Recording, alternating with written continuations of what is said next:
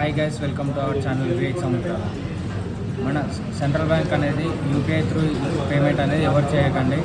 ఎందుకంటే నేను UPI payment అనేది 10,000కి నైట్ నేను చేశాను. అమౌంట్ అనేది డెబిట్ అయిపోయింది, కానీ అమౌంట్ రిసీవ్ కాలేదు. మనకి రిసీవ్ కానందువల్ల మనము ఏదైతే కస్టమర్ కేర్ నెంబర్ ఉందో నెంబర్కి అనేది మనం డైల్ చేస్తే వాళ్ళు కంప్లైంట్ పెట్టి మనకి 31 days టైం ఇచ్చారు. ఎవరికైనా ఎమర్జెన్సీ ఉంటే 31 days వెయిట్ చేయలేదు. కాబట్టి మన యూపీఐ పేమెంట్స్ అనేది మన సెంట్రల్ బ్యాంక్లో ఏటీఎం అవాయిడ్ చేయండి. ఎవరికైతే ఎమర్జెన్సీ ఉంటుందో ఆ టైంలో చాలా ఇబ్బంది పడాల్సి వస్తుంది. ఏదైతే కన్సల్ట్ బ్యాంక్ సెంట్రల్ బ్యాంక్ ఉందో ఆ బ్యాంక్కి వెళ్ళి అడిగితే వాళ్ళు సేమ్ అదే ఇష్యూ రేజ్ చేశారు. ఏదైతే టోల్ ఫ్రీ నెంబర్ ఉందో వాళ్ళకి కాల్ చేయండి. మాత్రం అనేది మేము కంప్లైంట్ ఏం చేయలేమని చెప్పారు. కాబట్టి మనం సెంట్రల్ బ్యాంక్లో ఏటీఎంలో యూపీఐ అనేది చాలా అవాయిడ్ చేయడమే బెటర్.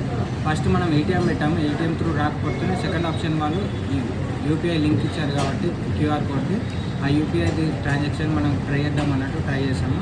కానీ యూపీఐది మనకి అమౌంట్ రిసీవ్ కాలేదు కాబట్టి మనకి చాలా ఇబ్బంది అవుతుంది. ఇప్పుడు మనకి అమౌంట్ అనేది చాలా అవసరం.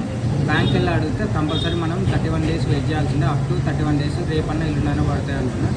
కానీ అది ఇట్లా కన్ఫామ్ లేదు. మనకి ఎమర్జెన్సీ ఉంటే మాత్రం చాలా ఇబ్బంది పడతాము. ఏదైతే ఏటీఎం కార్డు ఉందో కార్డు త్రూ మనం విత్డ్రా చేసుకోవడం చాలా బెటర్. యూపీఐ ఇష్యూ అనేది కంపల్సరీ అవాయిడ్ చేయండి.